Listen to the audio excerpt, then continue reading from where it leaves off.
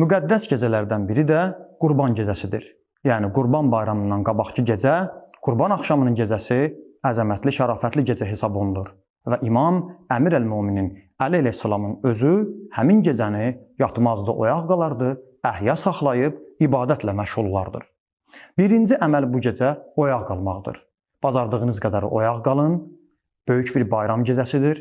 Allahdan bağışlanmaq diləyin, hacətlərinizi istəyin. Həmin gecəni dua ilə, ibadətlə bacardığınız qədər keçirdin, oyaq qalın. 2. Qüsl etmək.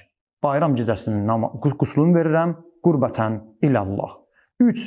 Həmin gecə İmam Hüseyn əleyhissalamı ziyarəti müstəhəbdir. Kərbalada olanlar Kərbalada, olmayanlar uzaqdan salam versinlər. Üzü qibləyə, açıq səmana.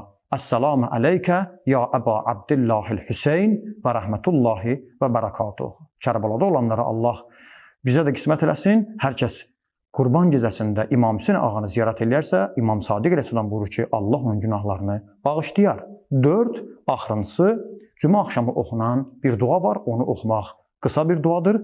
Belə başlayır və belə duanın hamısını qoy deyim. Ya daiməl fəzli aləl bəriyyə, ya basital yədəyni bil'atiyyə, ya sahibəl məvahibis səniyyə, sallə alə Muhammedin və alihi xayril vəra səciyyə, vəğfir lənə ya zəl-ula fi hâzihil əşiyyə. Ey fəzil və bəxşişi xəlqə daim olan, ey əlləri əta etməyə açıq olan, ey qiymətli bəxşişlərin sahibi, xilqətdə insanların ən üstünü olan Muhammədə və onun ailəsinə, xanidanına, əhl-i beytə salam göndər.